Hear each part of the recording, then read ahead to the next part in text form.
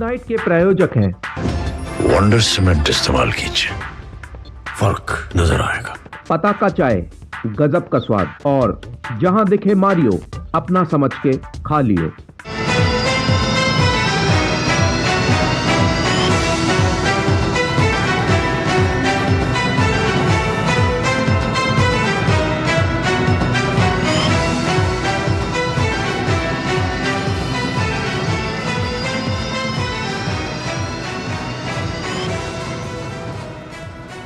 नमस्कार, news night में आप सभी का स्वागत है। मैं हूं आपके साथ आर्येंद्र। प्रधानमंत्री नरेंद्र मोदी ने आज उत्तर प्रदेश के आजमगढ़ से देश में कई विकास योजनाओं की सौगात दी, तो विपक्षियों पर भी वो जमकर हमलावर नजर आए।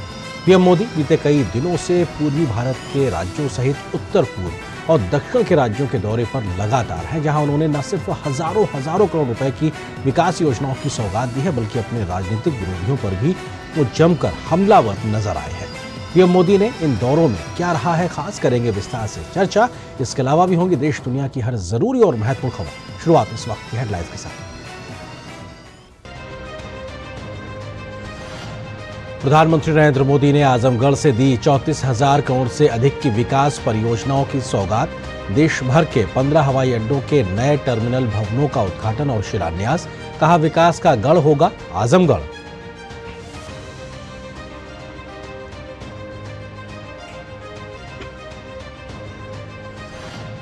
प्रधानमंत्री नरेंद्र मोदी ने परिवारवाद, भ्रष्टाचार और तुष्टीकरण को लेकर विपक्ष पर बोला हमला। कहा, विकास की बुलंदियों के साथ कमजोर पड़ रहा है तुष्टीकरण का जहर।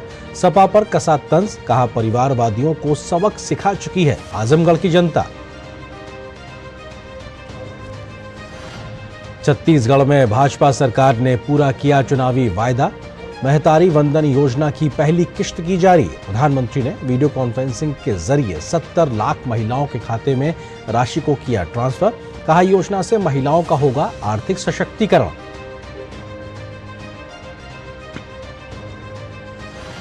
भारत और ईएफटीए के बीच मुक्त व्यापार समझौता। 4 देशों का समूह भारत में करेगा $100 अरब का निवेश। केंद्रीय वाणिज्य मंत्री पीयूष गोयल ने ईएफटीए देशों को हर संभव सहायता का दिया भरोसा।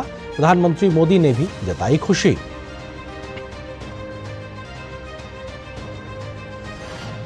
चार दिन की सीबीआई हिरासत में भेजा गया संदेशखाली मामले का मुख्य आरोपी शेख शाहजहां। भाजपा ने संदेशखाली में फिर निकाला मार्च। रामनवमी पर अवकाश घोषित किए जाने पर भाजपा ने ममता सरकार को घेरा। कहा, भाजपा के दबाव में लिया है मजबूरन ये फैसला।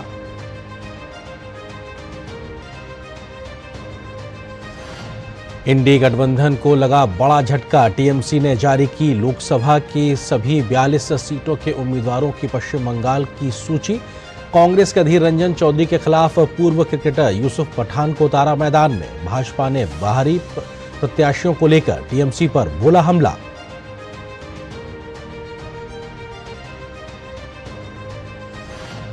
भाजपा ने डीएमके पर साधा निशाना। ड्रग्स की तस्करी के मामले पर कड़ी कार्रवाई की मांग। डीएमके से जुड़े जाफर सादिक की हुई थी गिरफ्तारी। राज्यपाल ने जताई चिंता।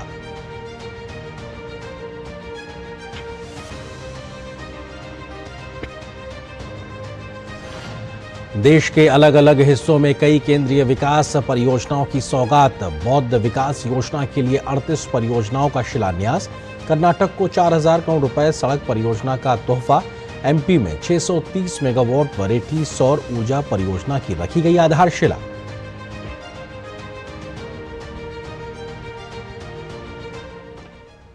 तो आप देख रहे थे अभी इस वक्त की सुर्खियां। खबरों पर डालते हैं विस्तार से नजर। बीते कई दशकों में उत्तर प्रदेश के आजमगढ़ की पहचान पर कई प्रकार के सवाल उठते रहे हैं। आज प्रधानमंत्री नरेंद्र मोदी जब उसी आजमगढ़ पहुंचे तो उन्होंने उसे एक नई पहचान दी है। आतंकवाद और बाहुबलियों के संरक्षण के लिए बदनाम रहे इस शहर को आज पीएम मोदी ने विकास का गढ़ बताया और कहा कि देश के हजारों करोड़ों की विकास की शुरुआत आज आजमगढ़ से ही हो रही है।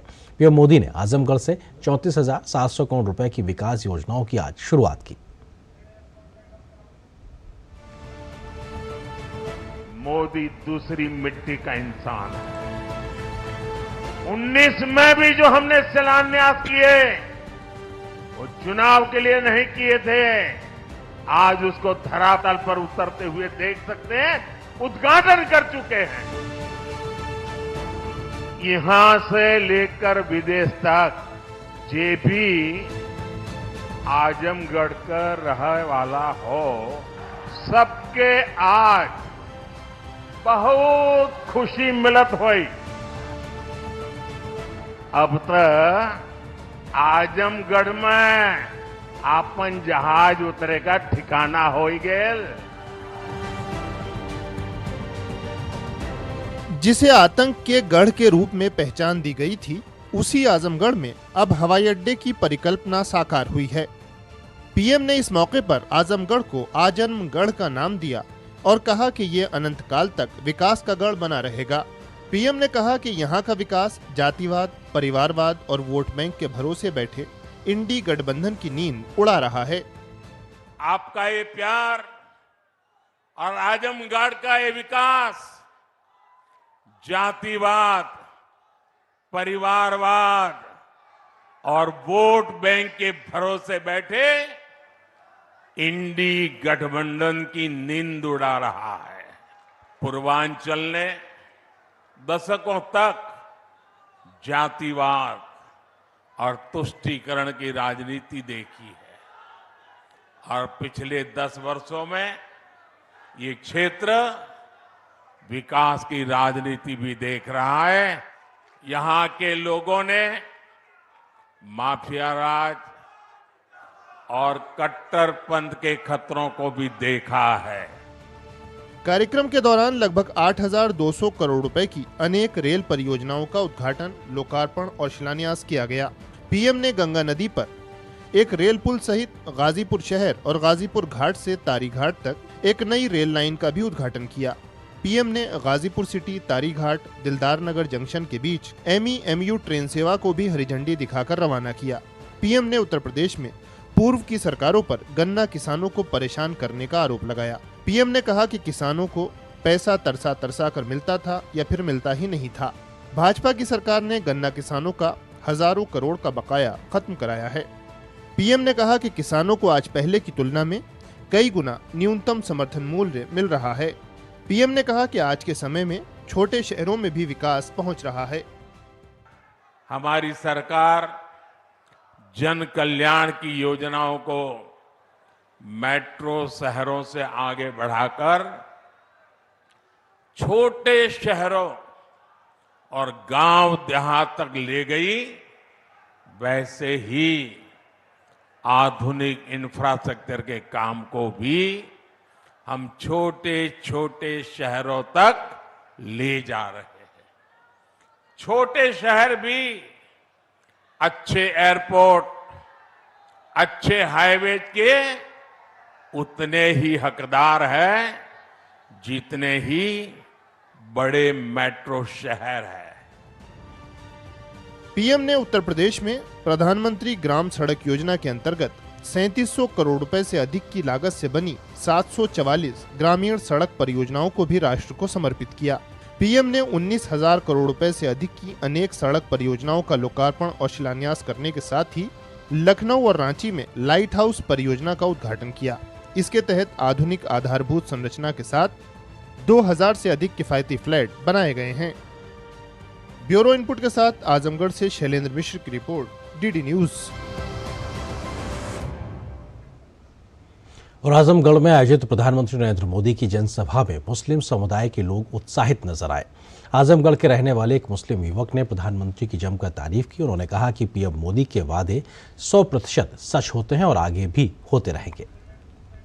सबसे पहले हमारा नारा सारे मुस्लिमों का पूरे देश में, न दूरी है न खाई है, मोदी हमारा भाई है। और मोदी की गारंटी 101% सत्य हुई है और होती रहेगी आगे भी। प्रधानमंत्री नरेंद्र मोदी ने इस सप्ताह 9 राज्यों का दौरा करके 2.5 लाख करोड़ से अधिक की विकास परियोजनाओं की देश को सौगात दी है। पीएम मोदी ने इस दौरान पूर्वी भारत और दक्षिण भारत के राज्यों का दौरा किया तो एक बार फिर से पूर्वोत्तर के राज्यों में भी प्रधानमंत्री पहुंचे हैं। पीएम मोदी ने अपने इन दौरों के दौरान जहां विकास पर जोर दिया तो विपक्षियों पर भी वो जमकर हमलावर दिखाई दिए। क्या रहा पीएम मोदी के सप्ताह भर के इन दौरों में खास, देखिए ये खास रिपोर्ट।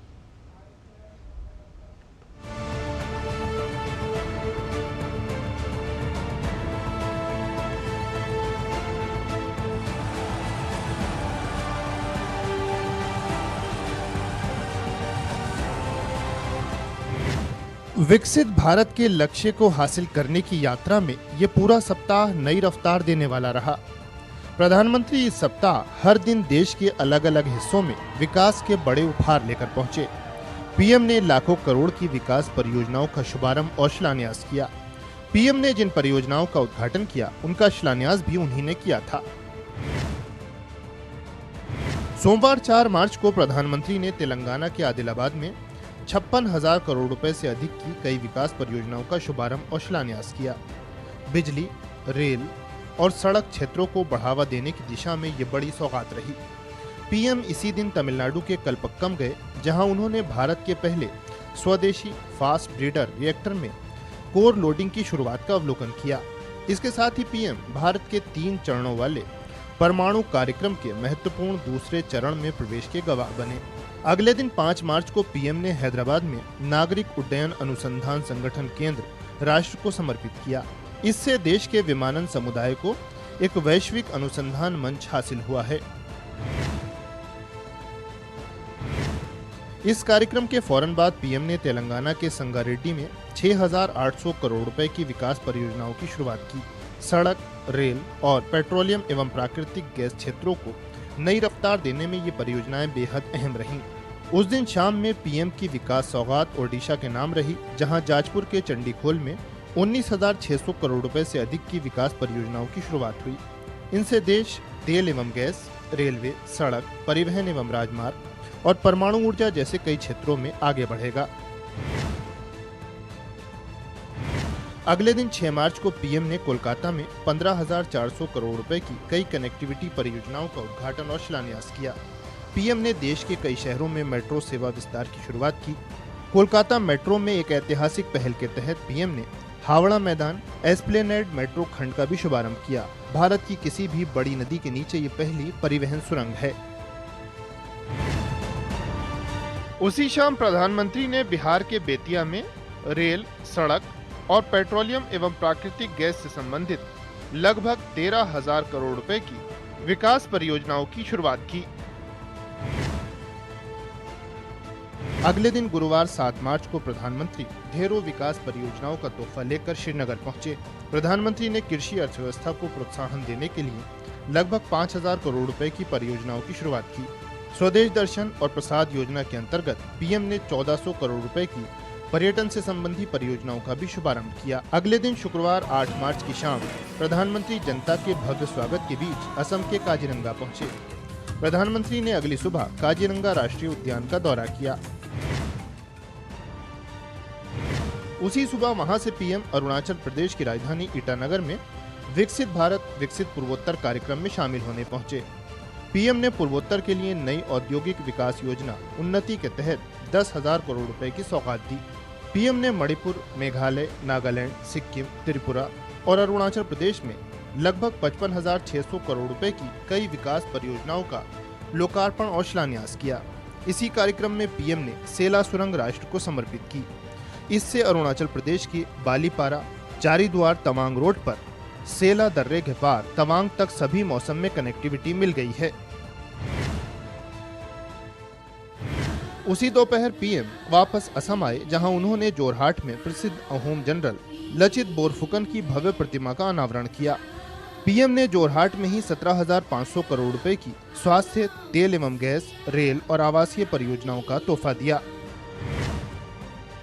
उसी दिन दोपहर बाद प्रधानमंत्री पश्चिम बंगाल पहुंचे, जहां सिलीगुड़ी में लगभग 4,500 करोड़ की रेल और सड़क परियोजनाओं की शुरुआत हुई।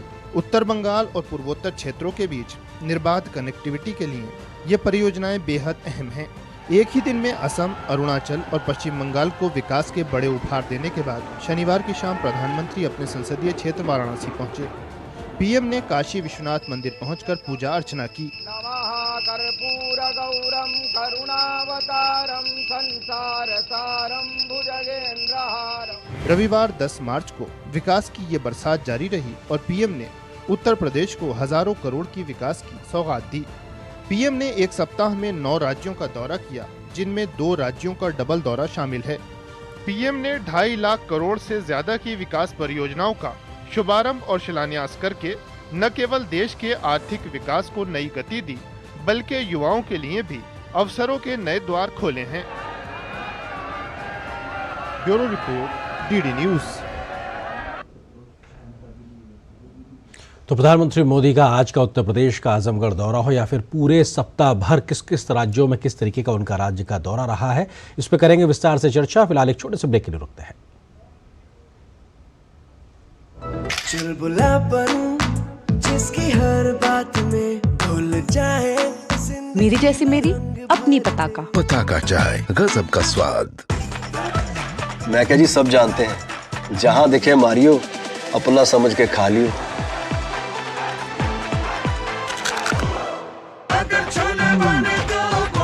गोल्डी छोले मसाले, जहाँ जाए रिश्ते बनाए, जहाँ जाए रिश्ते बनाए, गोल्डी मसाले।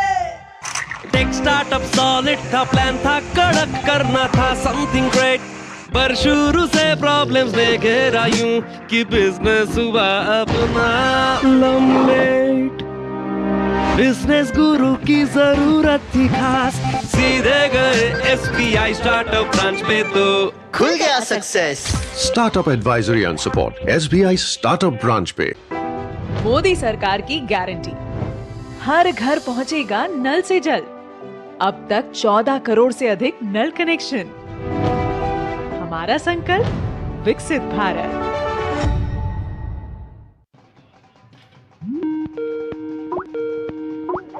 हाय।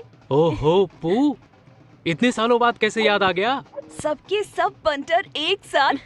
और क्या चल रहा है आजकल? डिजिटल मार्केटिंग की ऑनलाइन क्लासेस लेती हूँ। यार मेरा तो तुम लोग जानते हो, जैसे तैसे कॉलेज पास किया, फिर मैंने कंप्यूटर रिपेयरिंग स्किल सीखी। भाई मैं तो कुश्ती करता हूँ और अब देश के लिए ओलंपिक में गोल्ड लाना है। यार मेरा दिल्ली में स्टार्टअप है। विकसित भारत के विजन को लेकर देश की अमृत यात्रा का नेतृत्व हमारे युवा ही कर रहे हैं। युवाओं ने देश का मान बढ़ाया है, NEP ने जिसे सजाया है, अपने कौशल को फैलाया है, नए रोजगार को पाया है, अमृत काल की ये आंधी है, मोदी सरकार की गारंटी है।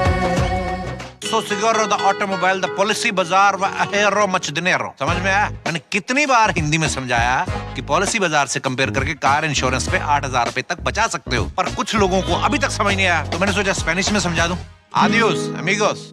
तेज गर्मी के दौरान दूसरों को मदद करना हमारी नैतिक जिम्मेदारी है। घर या ऑफिस में आते विक्रेता या वितरण कर्मियों को पानी पिलाएं। बाहर काम करने वालों के लिए घर या इमारत के बाहर पानी के मटके और ग्लास रखें।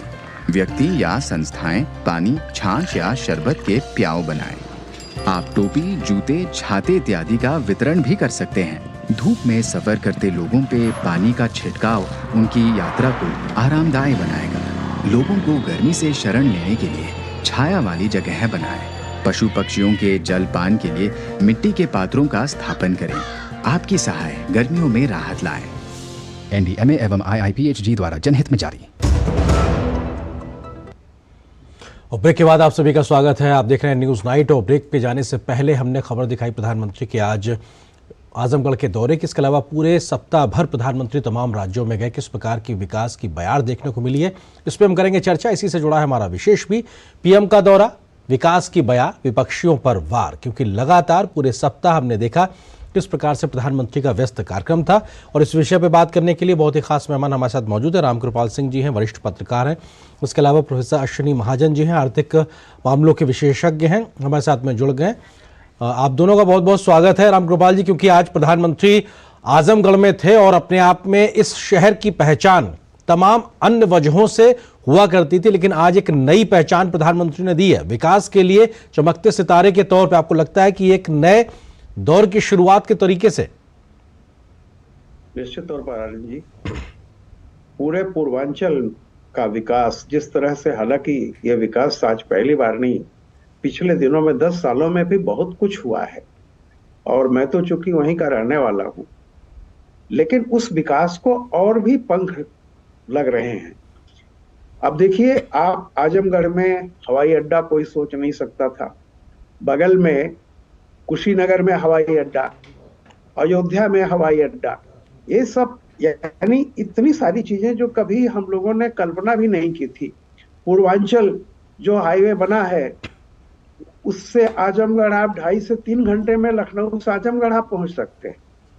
तो इंफ्रास्ट्रक्चर का ये डेवलपमेंट, रेल परियोजनाएं, तो ये लगातार, और जैसा कि आप दिखा रहे थे कि मोदी जी अद्भुत चमत्कार है। एक ही दोपहर को कामाख्या और शाम को काशी, और कहाँ केरल और कहाँ कश्मीर। तो ये मोदी जी का मतलब, उनमें अदम्य साहस जिसको कहते हैं ना जी, वो उसका है। और एक, जैसा मैंने कहा आपके चैनल पर भी, मैंने बहुत पहले ही कहा था, जब इस देश की राजनीति के बारे में होता था कि चुनाव आ रहा है, सारी चीजें, तब मैंने कहा था आपको कि मोदी जी और बाकी पार्टियों का फर्क ये है कि बाकी पार्टियां 24 पर नजर गड़ाए हुए हैं, उनकी सारी ऊर्जा जो है वो 24 के लिए है। मोदी 24 साल आगे की बात कर रहे हैं, वो 24 लांघ चुके हैं, वो 24 साल आगे, यानी मैंने 23 में बात कही थी कि वो 47-48 की बात कर रहे हैं जी। एक विकसित भारत का नक्शा। इसलिए आर्यन जी, क्या होता है, मेहनत की नकल नहीं हो सकती। और ये जो अभी आपने पूरा, आपके संवाददाता ने पूरा ब्यौरा दिया है जी, ये मेहनत है जो दिखाई पड़ रही है कि किस प्रकार से जमीन पे एक बड़ा बदलाव आ रहा है। प्रोफेसर महाजन भी हमारे साथ में मौजूद है। प्रोफेसर महाजन जी, आपको लगता है कि पूर्वी भारत पे एक बड़ा फोकस हमेशा से करने की बात प्रधानमंत्री करते हैं, और अभी इस सप्ताह की को लेकर जो उनके दौरे थे, उसमें अगर पूर्वी भारत के लिहाज से बात की जाए तो उड़ीसा, बिहार, बंगाल, ये सब, या पूर्वी उत्तर प्रदेश भी हम उसमें शामिल कर सकते हैं, यहां बड़ा फोकस नजर आ रहा है। इंफ्रा को लेके एक बहुत ज्यादा एक काम जमीन पे पूरा होता हुआ दिखाई पड़ रहा है। इसको जरा ध्यान से देखें तो ये बीमारू स्टेट्स का एक बहुत बड़ा हिस्सा है, जिसको एक ऐसा कहा जाता था कि ये विकास में बहुत पिछड़ी हुई राज्य है। और जहाँ तक कनेक्टिविटी का सवाल है, औद्योगिक विकास का सवाल है, कुल मिलाकर के ओवरऑल डेवलपमेंट की बात है, ये राज्य बहुत पिछड़े हुए थे। और इनकी जो जीडीपी थी वो भी बहुत, प्रति व्यक्ति जो जीडीपी थी वो भी बहुत कम थी। धीरे धीरे करके पिछले 10 सालों में हम खासतौर पर देखते हैं तो, और जो पिछले हफ्ते की आपने जो बात बताई, उसमें कोई शिलान्यास नहीं हुआ है। इसमें जो परियोजनाएं पूर्ण हुई हैं उनको हरी झंडी दिखाई गई है। ये बहुत बड़ी बात है कि चुनाव से कुछ समय पहले ही ये जो किया गया है, इसका मतलब ये है कि पिछले 5-7 साल में, क्योंकि ये रेल लाइन का बनना, सड़कों का बनना, पुलों का बनना, फ्लाईओवर्स का बनना और उसको देश को समर्पित करना, यह एक लंबे समय तक किया गया जो विकास का कार्य है वो इसको दिखा रहा है। बिल्कुल। यहाँ पर जो इन परियोजनाओं की एक खास बात ये भी है जी, इसका विशेष महत्व ये भी है कि जो राज्य अग्रणी राज्य हैं उनमें तो विकास स्वमेव होता ही रहा है, लेकिन जो पिछड़े हुए राज्य रहे उनकी जो अपेक्षाएं हैं, और खासतौर पर जो छोटे शहर हैं, टाउन्स हैं, उन तक ये विकास की ब्यार पहुंचे, कैसे पहुंचे, वो एक कहीं ना कहीं सरकार के फोकस तरीके से नजर आ रही है। रामकुमार जी, क्योंकि आजमगढ़ में प्रधानमंत्री आज थे और वहां से उन्होंने इस बात का जिक्र किया कि आतंकवाद और बाहुबल को संरक्षण देने वाली परिवारवादी सरकारें यहां पे रही हैं, और एक बार फिर से परिवारवाद का मसला हो या फिर उत्तर प्रदेश की सियासत को लेकर आजमगढ़ से जो एक हुंकार प्रधानमंत्री ने भरी है, आपको लगता है कि परिवारवाद के मसले पे लगातार प्रधानमंत्री विपक्षियों पे जो वार कर रहे हो, चाहे बिहार हो, बंगाल हो या फिर अन्य राज्यों, लगातार एक तरीके से मुखर दिखाई पड़ रहे हैं? निश्चित रूप से ये कोई पहली बार नहीं है। 2014 में जब मोदी आए तब से वो इस बात को कह रहे थे कि 140 करोड़ जनता जो है वो मेरा परिवार है। ये बात विपक्ष को समझ में नहीं आती जब भारत की राजनीति एक ऐसे नेता को देखना चाहती है जो अपने लिए नहीं, दूसरों के लिए, देश के लिए जिए। ऐसे मौके पर इस तरह का नारा लगा, इस तरह की बात कर देना कि इनका तो कोई परिवार नहीं है, तो बैठे बिठाए मोदी जी को आपने एक ऐसी चीज दे दी। वो तो बहुत पहले से कह रहे हैं कि मेरा परिवार तो 140 करोड़ लोग हैं। और देखिए एक चीज आपको बताऊं, जैसा हमारे भाई साहब अभी कह रहे थे जी, मोदी जी का विजन वो सिर्फ देखिए पूर्वांचल या आजमगढ़ ही नहीं, आप याद कीजिए जब हमारे देश में क्या माना जाता था, माणा जो है उत्तराखंड का वो आखिरी गांव कहा जाता था। मोदी जी वहां गए और उन्होंने कहा ये हमारे देश का पहला गांव। यानी उस आदमी का विजन देखिए कि जहां जो चीज, जहां जो पिछड़ा है कहीं भी है, उसको मुख्य धारा में लाना है। तो जैसा भी हमारे भाई साहब कह रहे थे कि बिल्कुल जो बीमारू राज्य की एक थी कि पैर नहीं बहती थी, सबसे पहले मोदी जी ने उन पे इंफ्रास्ट्रक्चर का ध्यान दिया।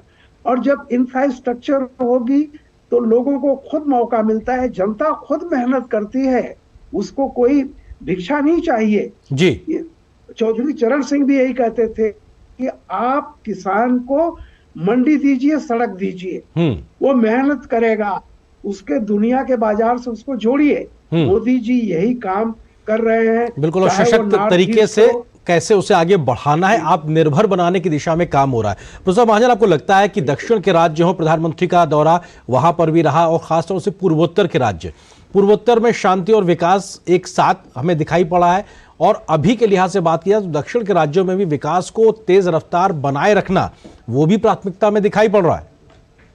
देखिए दक्षिण के राज्यों में जो गलत राजनीति चलती रही और एक प्रकार से देश को अलग अलग दिखाने की कोशिश होती रही कि दक्षिण के राज्य अलग हैं, उत्तर के राज्य अलग हैं, तो उस विषय को भी प्रधानमंत्री ने जरूर छुआ है कि ये सभी, हमारा पूरा देश एक है। और यदि विकास की बात की जाए तो विकास केवल उन राज्यों में नहीं जहां पर से वर्तमान सरकार में जो पार्टी है उसको ज़्यादा वोट मिलते हों, विकास पूरे देश का है।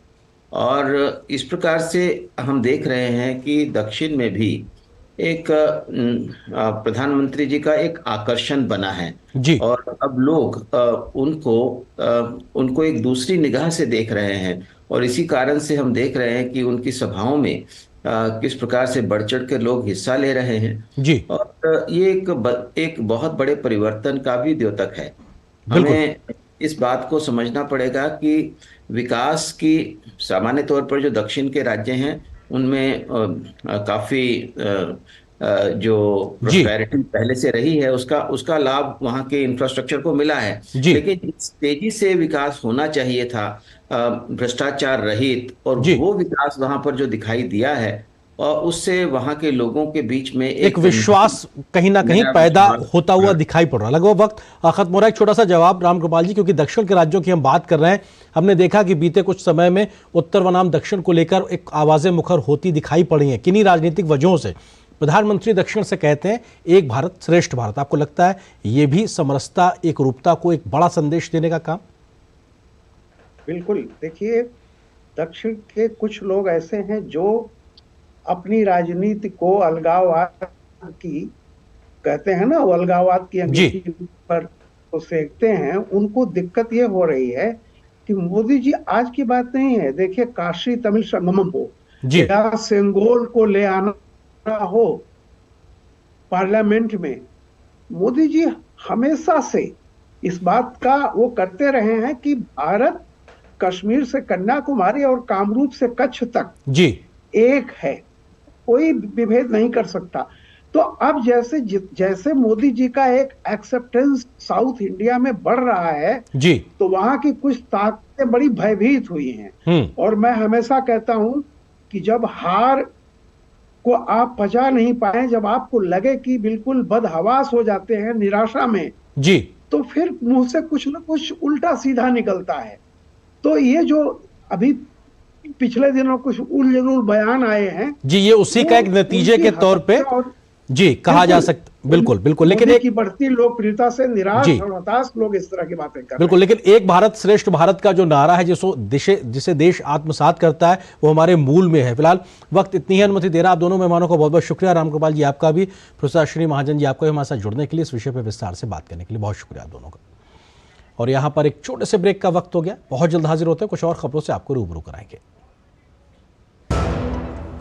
दादू, आग का तारा मतलब? बहुत प्यारा, बिल्कुल तुम्हारे जैसा। पापा, ऑनलाइन फॉरेक्स ट्रेडिंग पर best offers, high returns, bonus deposit और इनाम जीतने का मौका। हाँ बैल, मुझे मार मतलब? मुसीबत को बुलाना तुम्हारे पापा जैसे। आरबीआई कहता है आकर्षक ऑफर्स का लालच देने वाले अनधिकृत प्लेटफॉर्म्स पर फॉरेक्स ट्रेडिंग करना यानी अपने पैरों पर कुल्हाड़ी मारना। इसका मतलब? इन्हीं से पूछो, समझा पापा? आरबीआई कहता है जानकार बनिए, सतर्क रहिए। लाइफ में फाइनेंशियल आजादी के लिए एनपीएस जरूरी है। रिटायरमेंट में फाइनेंशियल आजादी रहे जारी, एनपीएस से आज ही करें तैयारी। एनपीएस जरूरी है। गोल्डी छोले मसाले, जहाँ जाए रिश्ते बनाए, जहाँ जाए रिश्ते बनाए, गोल्डी मसाले। आज मेरे पापा भारत फर्नीचर की फैक्ट्री खोल रहे हैं। वाह पापा, बधाई हो। बेटा, बधाई मुझे नहीं, प्रधानमंत्री जी को दो, जो स्टैंड अप इंडिया जैसी योजना देकर हम वंचितों को खड़ा कर दिया, सम्मान से भर दिया। हाँ पापा, सैचुरेशन का जमाना है अब। सिर्फ इसी गांव का नहीं, हर गांव के वंचितों का हर बच्चा स्कूल जाता है, अब छात्रवृत्ति पाता है। डीबीटी ने अन्याय से बचाया है, शोषित को सम्मान दिलाया है। सैचुरेशन ने हौसला बढ़ाया है, अंत्योदय का प्रकाश फैलाया है, वंचित वर्ग के साथी है, मोदी सरकार की गारंटी है। मौसम को अपने पैशन के बीच जो नहीं आने देते, मैं उनका फैन हूं। मेरी तरह एसबीआई भी आपका फैन है, इसलिए एसबीआई आपके लिए थोड़ी एक्स्ट्रा मेहनत करता है। तो excellent customer service, assistance to MSMEs और टेक्नोलॉजी ड्रिवन बैंकिंग सॉल्यूशंस। घर छोड़ दूं, एसबीआई बदल रहा है क्योंकि हम एक बदलते देश के फैन हैं। एसबीआई, देश का फैन। ब्रेक के बाद कुछ और महत्वपूर्ण खबरें। कुछ महीने पहले यानी नवंबर दिसंबर में ही छत्तीसगढ़ में हुए विधानसभा चुनाव के वक्त भाजपा ने राज्य की महिलाओं को प्रति महीने 1000 रुपये आर्थिक सहायता देने का वायदा किया था, जिसे भाजपा की नई राज्य की सरकार ने आज पूरा भी कर दिया। छत्तीसगढ़ की भाजपा सरकार की महतारी वंदन योजना के तहत आज पीएम मोदी ने पहली किश्त राज्य की महिलाओं के खाते में हस्तांतरित की है।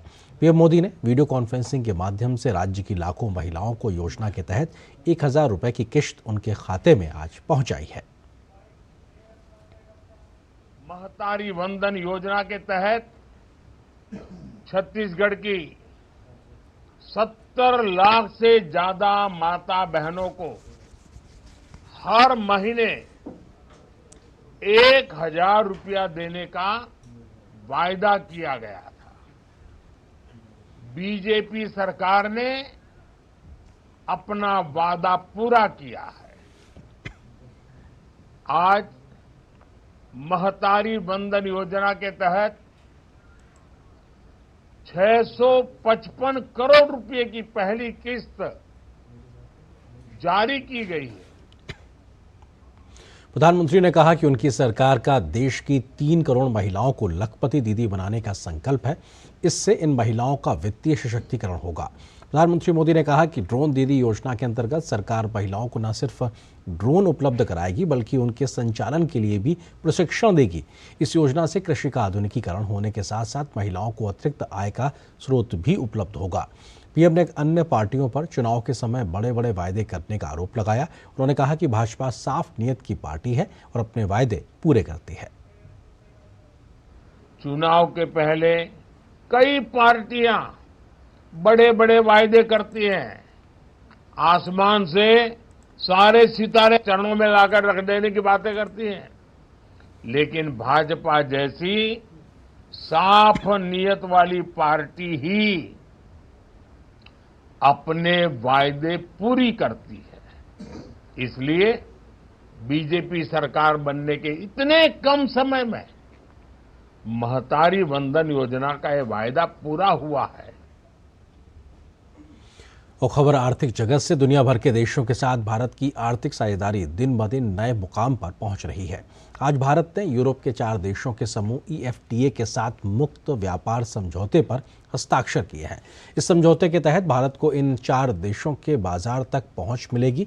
तो ये 4 देश भारत में $100 अरब का निवेश करने पर भी सहमत हुए हैं। इन देशों के साथ हुए समझौते से भारत की आर्थिक गतिविधियों में तेजी आएगी तो करीब 10 लाख प्रत्यक्ष नौकरियों के नए अवसर भी पैदा होंगे। प्रधानमंत्री मोदी ने भी इस समझौते पर खुशी जाहिर की है। भारत ने रविवार को 4 देशों के समूह EFTA के साथ मुक्त व्यापार समझौता किया है। आइसलैंड, लिशनटेनस्टीन, नॉर्वे और स्विट्जरलैंड जैसे देश EFTA के सदस्य देश हैं, जिनके साथ भारत ने वस्तुओं और सेवाओं के दोतरफा व्यापार को बढ़ावा देने का समझौता किया है। इस समझौते में निवेश भी शामिल है। अगले 15 वर्षों में ये 4 देश भारत में $100 अरब का निवेश करेंगे, जिसके तहत पहले 10 वर्षों में $50 अरब का निवेश शामिल है। दिल्ली में हुए विशेष कार्यक्रम में केंद्रीय वाणिज्य एवं उद्योग मंत्री पीयूष गोयल ने खुशी जताई और कहा कि भारतीय अर्थव्यवस्था के लिए एक नए अध्याय की शुरुआत हुई है। It's for the first time in the history of the world that we are inking an free trade agreement with a binding commitment to invest $100 billion in India from the EFTA countries on the back of the solid foundation that has been laid in India with strong macroeconomic fundamentals, a big opportunities for businesses. It's momentous for us because, of course, of the size of the Indian market. But, we're not only betting on the size of the Indian market. We believe in the Indian story.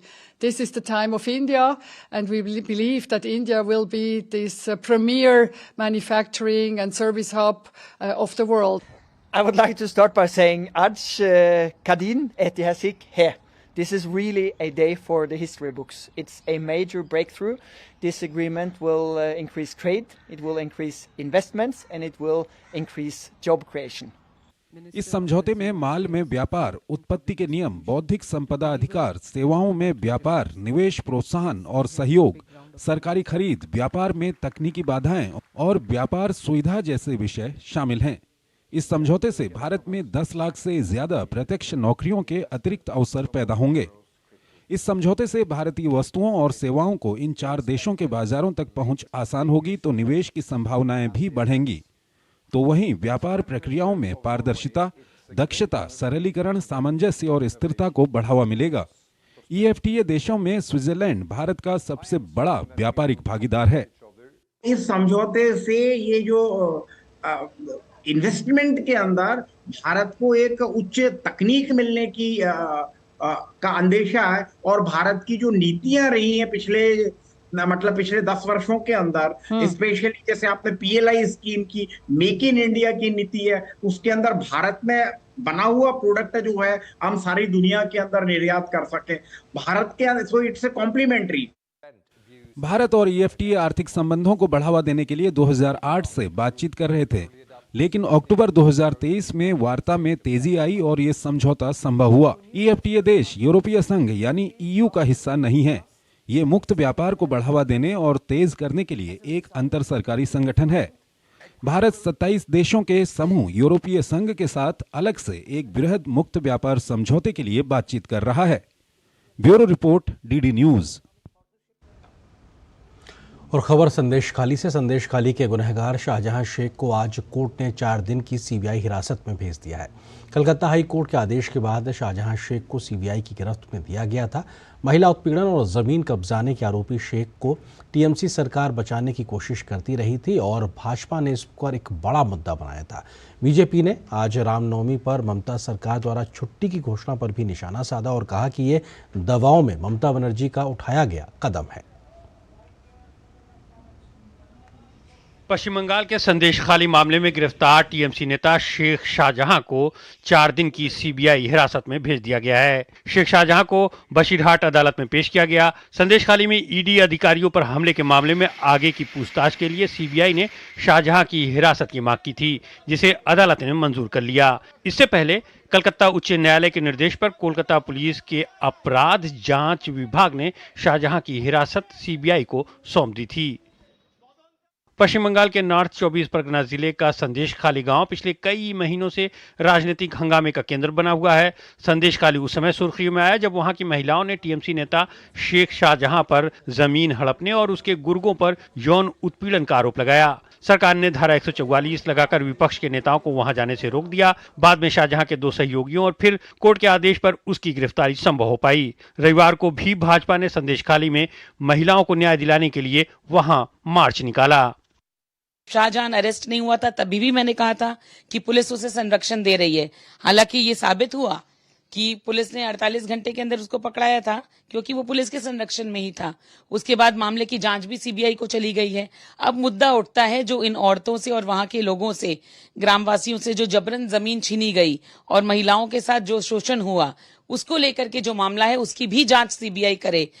उधर पश्चिम बंगाल में पहली बार रामनवमी पर अवकाश की घोषणा किए जाने पर भाजपा ने ममता सरकार पर निशाना साधा है। भाजपा का दावा है कि उसके दबाव में ममता सरकार को रामनवमी की छुट्टी के लिए मजबूर होना पड़ा। शिवेंद्र अधिकारी ने सोशल मीडिया प्लेटफॉर्म एक्स पर लिखा कि 15 जनवरी को मैंने इस बात पर प्रकाश डाला था कि कैसे पश्चिम बंगाल सरकार के वार्षिक कैलेंडर में छुट्टियों की सूची में श्री रामनवमी के शुभ अवसर पर किसी भी छुट्टी का उल्लेख नहीं किया गया है। हालांकि पश्चिम बंगाल में तेजी से बदलते जमीनी हालात के कारण अब उन्हें एहसास हो गया है कि राम भक्त उनसे बेहद नाराज हैं। ऐसे में अब रामनवमी के अवसर पर 17 अप्रैल 2024 को छुट्टी घोषित करने के लिए वे बाध्य हो गई हैं।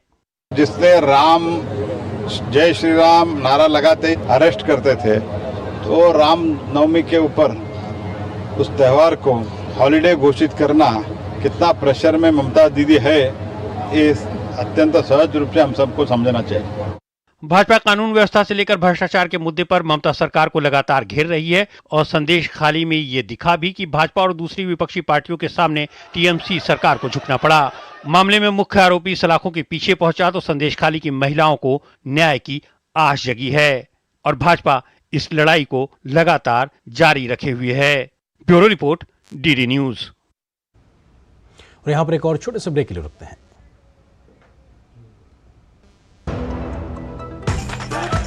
मैं क्या जी, सब जानते हैं, जहां दिखे मारियो, अपना समझ के खा लियो।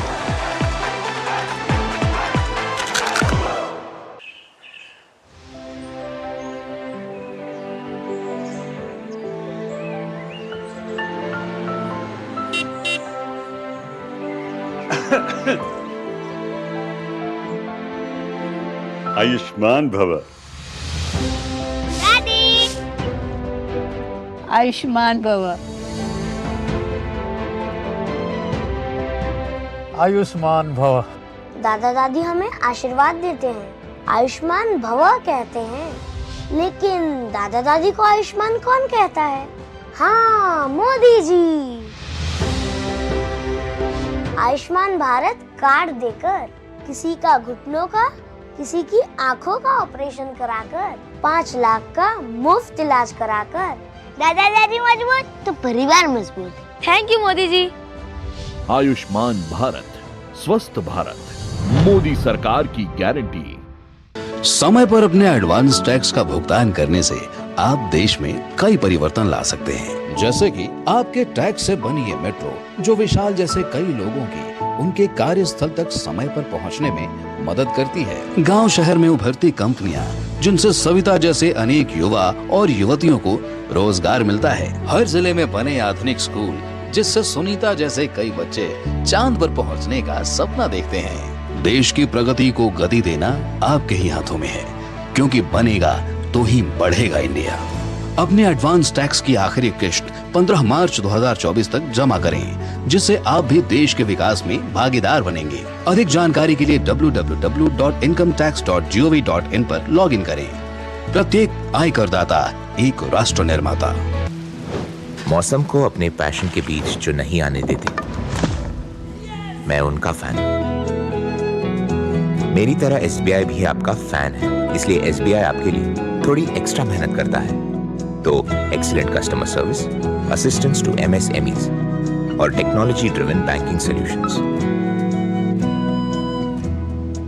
घर छोड़ दूं, एसबीआई बदल रहा है क्योंकि हम एक बदलते देश के फैन हैं। एसबीआई, देश का फैन। गोल्डी छोले मसाले, जहाँ जाएं रिश्ते बनाए। जहाँ जाए रिश्ते बनाए, गोल्डी मसाले। भारत के पहाड़ी इलाकों में जिस प्रकार तापमान बढ़ रहा है, गर्मी की बीमारी से बचने के लिए सावधानियां आवश्यक है। टीवी, रेडियो, अखबार और मोबाइल फोन पर गर्मी की चेतावनी का ध्यान रखें। अधिक पानी और प्राकृतिक तरल पिएं। शराब, चाय, कॉफी और सॉफ्ट ड्रिंक्स टालें। काम ठंडे समय पर करें और दिन के सबसे गर्म समय 12 से 3 आराम करें। पशुओं को छाया वाली जगह में रखें और पर्याप्त पानी दें। केवल ताज़ा बना खाना खाएं। ताज़े फल और सब्जियां अधिक खाएं। गर्मी की बीमारी के लक्षण पहचानें। कमजोरी, चक्कर, जी मिचलाना, अत्याधिक पसीना, ऐंठन, भ्रम, तेज सांसें, बेहोशी। तबीयत खराब होने पर प्राथमिक चिकित्सा लें और 108 या अन्य एम्बुलेंस सेवा बुलाएं या अस्पताल जाएं। सतर्क रहें, सुरक्षित रहें। NDMA एवं IIPHG द्वारा जनहित में जारी। नारकोटिक्स कंट्रोल ब्यूरो ने भारत, ऑस्ट्रेलिया, न्यूजीलैंड के बीच नशीले पदार्थों की तस्करी के मुख्य सरगना जाफर सादिक को गिरफ्तार किया है। इस मामले में भाजपा ने DMK पर हमला बोला है। बीजेपी की राष्ट्रीय महिला मोर्चा की अध्यक्ष मानती श्रीनिवासन ने कहा कि तमिलनाडु भारतीय जनता पार्टी इस पर कार्रवाई की मांग कर चुकी है। गौरतलब है कि ड्रग्स तस्करी के मामले में पकड़ा गया व्यक्ति DMK का ऑफिस बियरर है। The shocking issue here, how a person who is involved in this drug trafficking, it is not only the first time. It seems that in 2013 also the same person has been accused of a same kind of a case, drug case. And in 2019 also in Mumbai, there was a case which is this accused person is involved in this. The very same person who has been appointed as an office bearer in the ruling DMK. जहां एक और प्रधानमंत्री मोदी विकास को गति देने के लिए तेजी से परियोजनाओं की शुरुआत देश भर में कर रहे हैं, तो वहीं कई केंद्रीय मंत्रियों ने भी आज विकास परियोजनाओं की देश को सौगात दी है। केंद्रीय मंत्री स्मृति ईरानी, अर्जुन मुंडा, नितिन गडकरी और RK सिंह ने अपने अपने मंत्रालयों से जुड़े विकास कार्यों का आज विभिन्न राज्यों में शुरुआत की। प्रधानमंत्री के नेतृत्व में देश में सर्वांगीण विकास का मार्ग प्रशस्त हुआ है। विकास की ये उड़ान निरंतर जारी है। रविवार को विभिन्न मंत्रालयों द्वारा देश के अलग अलग हिस्सों में विकास परियोजनाओं की सौगात दी गई। केंद्रीय मंत्री स्मृति ईरानी ने हिमाचल प्रदेश, उत्तराखंड, अरुणाचल प्रदेश, सिक्किम और लद्दाख में प्रधानमंत्री जन विकास कार्यक्रम के तत्वाधान में बौद्ध विकास योजना के तहत स्वीकृत परियोजनाओं की आधारशिला रखी। 225 करोड़ रुपए की अनुमानित लागत वाली 38 परियोजनाओं का वर्चुअल माध्यम से शिलान्यास किया। दिल्ली विश्वविद्यालय के centre for advanced studies in बौद्ध स्टडीज को सुदृढ़ करने के लिए 30 करोड़ रुपए की वित्तीय सहायता की घोषणा की गई। प्रपोज करें भारत सरकार का अल्पसंख्यक मंत्रालय बुद्धिज्म का जो इम्प्रिंट विश्व भर में है उसके संदर्भ में हमारी जो मैन्यूस्क्रिप्ट्स हैं, हमारा जो लिटरेचर है और कुछ ऐसी कल्चरल पद्धतियां हैं जिनको संरक्षण की जरूरत है, आप उसे मैप करके प्रपोजल के रूप में प्रस्तुत करें। हम कोशिश करेंगे कि पूरा आर्थिक सहयोग आपको मिले ताकि भारत की बुद्धिज्म की दृष्टि से जो अंतर्राष्ट्रीय स्पिरिचुअल जर्नी है उसको भी हम डेवलपमेंट प्लान में समाविष्ट कर सकें। उधर कर्नाटक के मैसूर में केंद्रीय सड़क परिवहन एवं राजमार्ग मंत्री नितिन गडकरी ने 4000 करोड़ रुपए की 268 किलोमीटर लंबी 22 राष्ट्रीय राजमार्ग परियोजनाओं का उद्घाटन और शिलान्यास किया।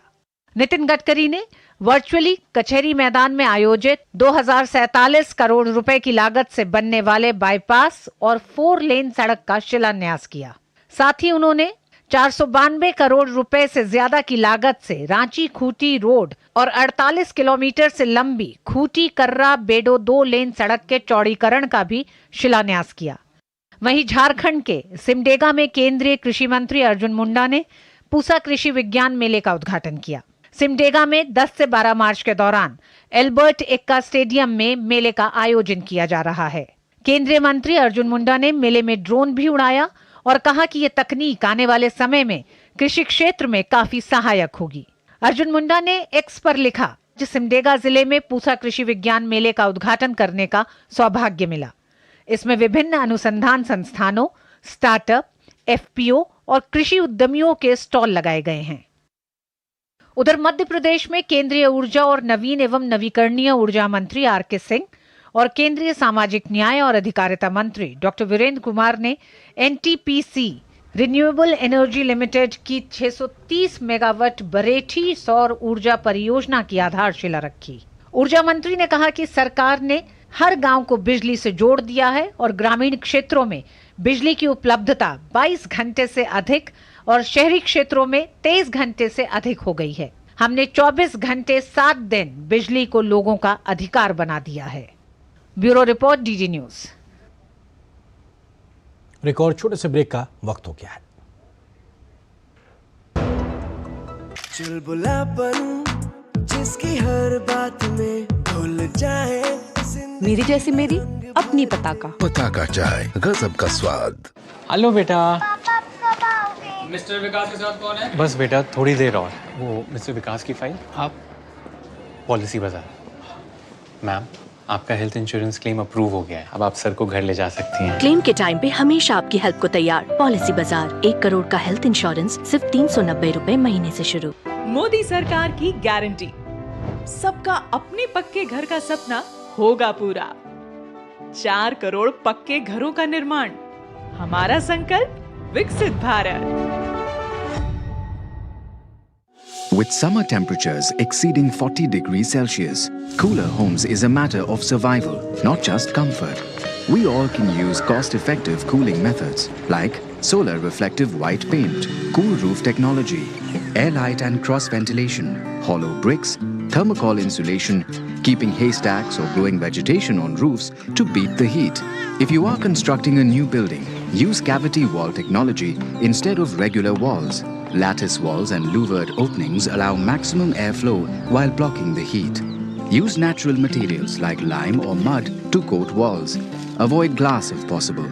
Growing local trees around your home, green walls using creepers and indoor plants can help beat the heat. Consult an expert before implementation. Live cool. There's no place like home.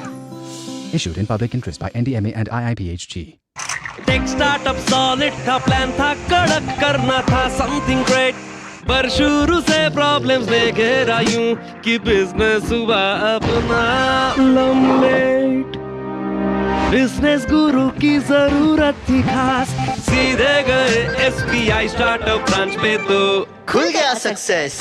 Startup advisory and support SBI startup branch पे।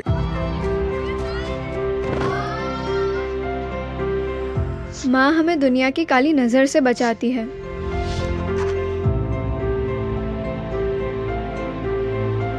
माँ हमारे सपने सजाती है। माँ हमें पढ़ाती है, बढ़ाती है। माँ हमें पैरों पर खड़ा करती है। माँ हमारे लिए कितना स्ट्रगल करती है। माँ हम सबको मजबूत बनाती है, लेकिन माँ को मजबूत कौन बनाता है? मोदी जी। किसी को नल देकर, किसी को गैस, किसी को टॉयलेट देकर, किसी को बिजली, किसी को लोन देकर, तो किसी को डिजिटल बनाकर। मेरी माँ मजबूत तो भारत माँ मजबूत, ये मोदी सरकार की गारंटी है। Thank you Modi ji.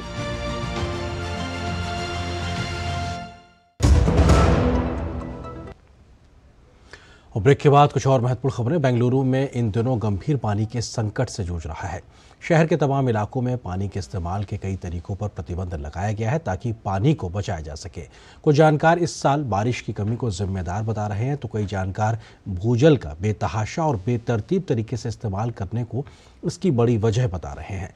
पानी संकट से रोजमर्रा की जिंदगी में बेंगलुरु में रहने वाले लोगों को हो रही परेशानियों की वजह से भाजपा राज्य सरकार पर गंभीर सवाल खड़े कर रही है। गर्मी की दस्तक के साथ ही कर्नाटक की राजधानी बेंगलुरु में जल संकट गहराता जा रहा है। देश की IT राजधानी में लोग पानी की बूंद बूंद को भी मोहताज हो गए हैं। जल संकट भी ऐसा कि कर्नाटक जल आपूर्ति और सीवरेज बोर्ड ने कई जगह पर पेयजल के इस्तेमाल पर पाबंदी लगा दी है। कार धोने, बागवानी निर्माण, पानी के फव्वारे और सड़क निर्माण और रखरखाव के लिए पीने के पानी के उपयोग पर भी प्रतिबंध लगा दिया है। आदेश का पालन नहीं करने पर जुर्माना लगाने की बात भी कही गई। नियम तोड़ने वालों पर 5,000 का जुर्माना लगेगा। सरकार के इस आदेश से आम जिंदगी बुरी तरह प्रभावित हो रही है। कुछ इलाकों में हालात इतने खराब हो गए हैं कि कोचिंग सेंटर और स्कूल ऑनलाइन क्लास पर विचार कर रहे हैं। होटल और रेस्तरां चलाने वालों पर मुसीबतों का पहाड़ टूट गया है। पानी ड्रिंकिंग में चाहिए, होटल में वॉशिंग में चाहिए, खाना बनाने के लिए चाहिए। अगर जो कस्टमर खाना खाने के बाद वो पूरा वॉश करना है, उसको भी वजल के लिए वो जो चाहिए पानी बहुत जरूर है। अभी जो बोरवेल में पानी नहीं आ रहे है, सब होटल में अभी टैंकर के ऊपर हम डिपेंड हो गया। वो जो बोल दिया तो अभी टैंकर 3 टैंकर के लिए हम अभी 3 से 4 टैंकर पर डे चाहिए। अभी जो 800 रुपए टैंकर अभी 1600 1700 ले रहे हैं। शहर की सड़कों पर दिन रात टैंकर दौड़ रहे हैं। निजी जल टैंकर सेवाओं का कहना है कि वे पानी की मांग को पूरा नहीं कर पा रहे हैं। पानी के इन टैंकरों की कीमतों में बेतहाशा वृद्धि हो गई है। लोगों की स्थिति ऐसी है कि पानी की किल्लत को देखते हुए लोग इसका अधिक भुगतान करने के लिए भी तैयार हैं। तो बेंगलुरु में पानी की किल्लत की इस खबर के साथ न्यूज़ नाइट में बस इतना है, लेकिन जाते जाते आपको छोड़ जाते कुछ और राष्ट्रीय महत्व की खबरों के साथ फटाफट अंदाज में आप देखिए इन खबरों को। मुझे दीजिए अनुमति। नमस्कार। राष्ट्रपति द्रौपदी मुर्मू सोमवार से मॉरिशस के 3 दिवसीय राजकीय यात्रा पर रहेंगी। अपनी यात्रा के दौरान राष्ट्रपति पोर्ट लुई में आप्रवासी घाट का भी दौरा करेंगी। सुप्रीम कोर्ट के पूर्व न्यायाधीश न्यायमूर्ति अजय माणिकराव खानविलकर नए लोकपाल अध्यक्ष बन गए हैं। राष्ट्रपति द्रौपदी मुर्मू ने राष्ट्रपति भवन में न्यायमूर्ति अजय माणिकराव खानविलकर को पद की शपथ दिलाई। राष्ट्रपति मुर्मू ने 6 सदस्यों के साथ पूर्व न्यायाधीश अजय माणिकराव खानविलकर की नियुक्ति की है। केंद्रीय वाणिज्य एवं उद्योग मंत्री पीयूष गोयल और विदेश मंत्री डॉक्टर एस जयशंकर ने दिल्ली के पुराना किला पर आयोजित विकसित भारत आर्टिस्ट वर्कशॉप में भाग लिया और देश भर से आए 50,000 से अधिक कलाकारों का उत्साह बढ़ाया।